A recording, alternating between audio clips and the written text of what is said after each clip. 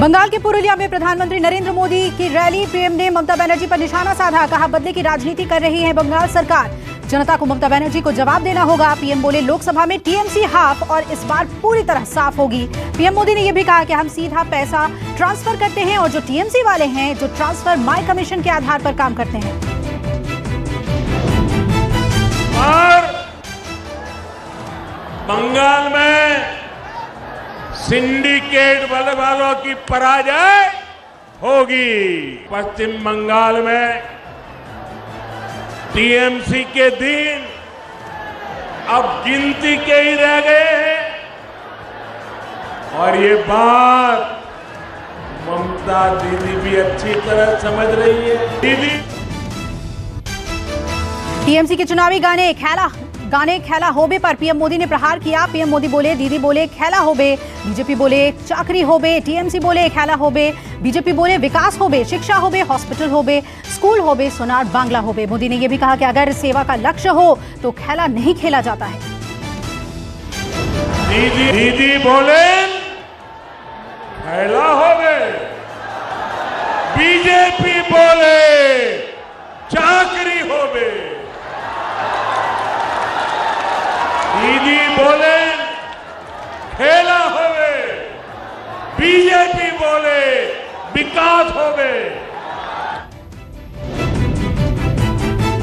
पुरुलिया की चुनावी सभा में पीएम मोदी ने बाटला हाउस एनकाउंटर और पुलवामा हमले का भी जिक्र किया। कहा जब पुलवामा का हमला हुआ तो दीदी ने क्या कहा था कोई भूला नहीं है। पीएम मोदी ने कहा कि अभी बाटला हाउस मामले का फैसला आया, आतंकी को फांसी हो गई है, लेकिन ममता दीदी तब आतंकियों के साथ खड़ी थी और एनकाउंटर पर सवाल खड़े कर दिए थे। तुष्टीकरण के लिए ये लोग किस हद तक जा सकते हैं। ममता दीदी और उन पार्टी का उस समय का व्यवहार कोई भूल नहीं सकता।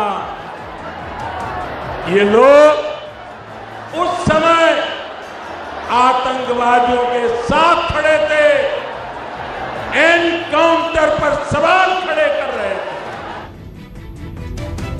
पुरुलिया को लेकर पीएम मोदी ने कहा कि टीएमसी ने पुरुलिया को पिछड़ा इलाका बनाकर छोड़ दिया है। पीएम मोदी ने कहा कि बंगाल में जब डबल इंजन की सरकार बनेगी तो इस पूरे इलाके का विकास होगा। जब बंगाल में डबल इंजन की सरकार बनेगी, एक दिल्ली का इंजन और दूसरा बंगाल का इंजन, जब डबल इंजन की सरकार बनेगी तो यहां विकास भी होगा। बंगाल के मिदनापुर में ममता बनर्जी ने रैली का चुनाव प्रचार किया। रैली को संबोधित करते हुए ममता ने बीजेपी को सांप बता डाला। ममता ने कहा कि अगर घर में सांप हो तो कोई घर छोड़कर कैसे जा सकता है। ममता ने बीजेपी से सवाल पूछा कि उनके नेता चुनावों में कहां से करोड़ों रुपए फूंक रहे हैं। किसानों को लेकर दीदी बोली, हम किसानों की जमीन नहीं छीनने देंगे। मागो घरे दुआरे यदि साप लुकिए थाके, घरे दुआरे यदि बाघ एसे हाना देय, तबे मने राखते हबे सेई बाघटाके हाना दिते देওয়া যাবে না, সাপটাকেও ঘরে ঢুকতে দেওয়া যাবে না। এবং তাই ওদের বিরুদ্ধে আমাদের মনকে শক্তিশালী করে রাস্তায় নামতে হবে। बंगाल में राजनीति हिंसा थम नहीं रही। नंदीग्राम में केंद्रीय मंत्री धर्मेंद्र प्रधान की रैली में एक बीजेपी कार्यकर्ता पर हमला हुआ है। धर्मेंद्र प्रधान के मुताबिक रैली के दौरान अचानक कुछ लोगों ने एक बीजेपी कार्यकर्ता पर हमला बोल दिया। उस पर लाठी से हमला करके सिर फोड़ दिया गया। धर्मेंद्र प्रधान ने कहा कि यह हमला मेरे सामने हुआ, मैं इस मामले की शिकायत चुनाव आयोग से करूंगा।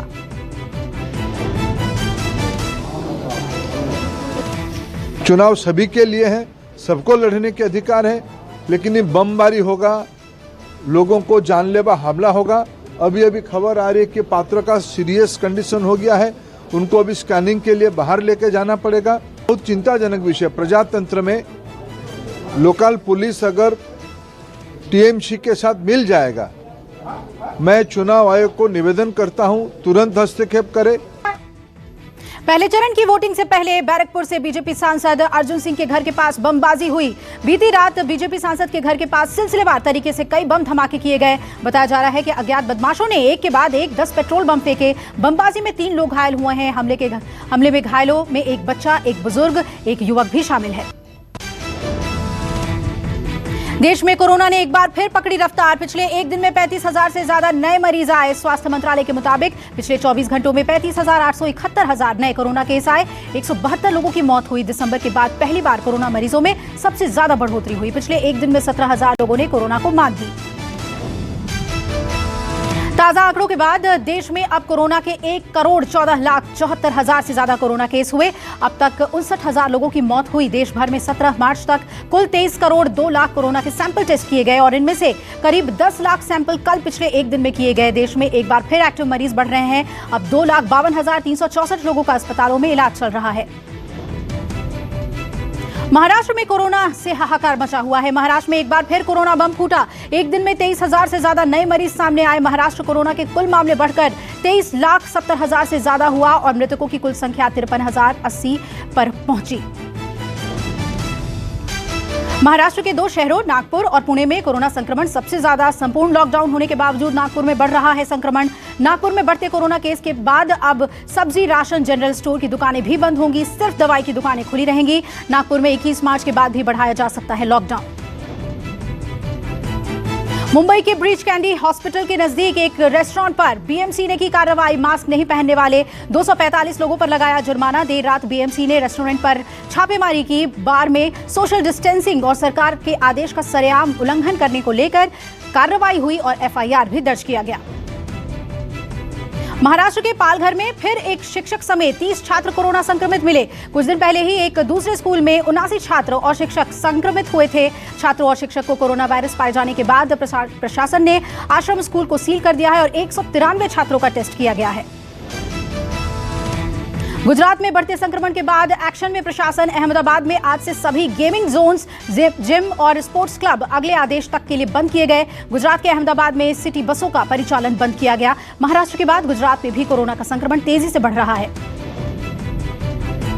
बढ़ते कोरोना संक्रमण और त्योहारों को देखते हुए नोएडा और गाजियाबाद में सख्ती। धारा 144 की समय सीमा बढ़ी। गाजियाबाद में धारा 144 को 10 मई तक के लिए बढ़ा दिया गया है, जबकि नोएडा में 30 अप्रैल तक धारा 144 लागू रहेगी।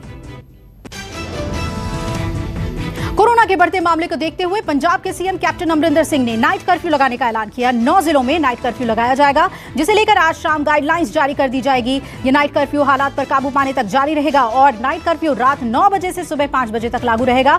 पंजाब में 1 से 17 मार्च के बीच कोरोना मरीजों की संख्या में तेजी से इजाफा देखने को मिला है। यूपी के जालौन में राम दुलैया बनी देश की सबसे उम्र दराज कोरोना वैक्सीन लेने वाली महिला। राम दुलैया की उम्र 109 साल है। उन्हें कोरोना वैक्सीन की पहली खुराक दी गई। वैक्सीन की डोज लेने के बाद जिला प्रशासन ने उनका सम्मान किया। बता दें कि इससे पहले बेंगलुरु की 103 साल की बुजुर्ग महिला जे कमलेश्वरी ने कोरोना वैक्सीन की पहली खुराक ली थी। दिल्ली को दुनिया की सबसे प्रदूषित राजधानी का तमगा मिला। लगातार तीसरी बार दिल्ली दुनिया की सबसे प्रदूषित राजधानी बनी। स्विट्जरलैंड की संस्था IQ एयर की रेटिंग के मुताबिक दुनिया की 50 राजधानियों में दिल्ली सबसे ज्यादा प्रदूषित शहर। वर्ल्ड एयर क्वालिटी की रिपोर्ट के तहत कुल 106 देशों के प्रदूषण स्तर की डेटा की जांच की गई, जिसके मुताबिक दुनिया के 50 सबसे ज्यादा प्रदूषित शहरों में 35 शहर भारत में मौजूद हैं। यमुना एक्सप्रेसवे पर दर्दनाक हादसे में 21 लोग गंभीर रूप से घायल। नोएडा से आगरा की ओर जा रही प्राइवेट बस डिवाइडर से टकराकर पलट गई। बताया जा रहा है कि ड्राइवर की झपकी की वजह से बस पूरी तरह से बेकाबू हो गई और डिवाइडर से जा टकराई। बस में कुल 90 यात्री सवार थे। घायलों को अस्पताल में भर्ती कराया गया। यूपी की राजधानी लखनऊ में आज सबसे बड़ा सामूहिक विवाह हुआ, जिसे आर्थिक श्रम विभाग की तरफ से आयोजित किया गया। समारोह में मुख्य अतिथि के तौर पर सीएम योगी भी शामिल हुए। इस भव्य आयोजन के दौरान 3500 जोड़ों का विवाह संपन्न हुआ। सीएम योगी ने नव विवाहित जोड़ों को उन्हें नवजीवन के लिए आशीर्वाद दिया।